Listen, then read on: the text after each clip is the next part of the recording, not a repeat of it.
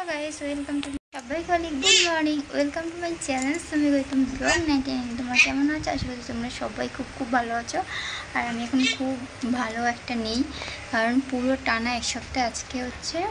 শুক্রবার হ্যাঁ আগে শুক্রবার দিন আমি এখানে চলে এসেছিলাম জামাই ষষ্ঠীর পরের দিন আর আজ শুক্রবার মানে আমি শ্বশুরবাড়িতে এসেছি 8 দিন হয়ে গেছে 8 দিনে একদিনও ভিডিও শ্যুট করিনি আর আমার শরীরটা ভীষণই খারাপ ছিল মন মেজাজও খারাপ ছিল মা বাবার জন্য ভীষণই টেনশন হচ্ছিল আর তুমি দেখো আমার চোখটা দেখে বুঝতে পারো আমার মানে 2-3 দিন ঘুম হচ্ছে না এর জন্য কারণ ছেলের জন্য কারণ ওই বাড়িতে থাকলে মা কিছুক্ষণ নিয়ে থাকতো আমি কিছুক্ষণ নিয়ে থাকতাম তো আমার ঘুমটা হয় যেহেতু দিনের বেলা ঘুমালেও সেই সময় আমার ঘুমানোর সময় হয় না কারণ রান্না বান্না করতে হয় এগুলো তো করতেই হবে শ্বশুরবাড়ি এসছে বলে কথা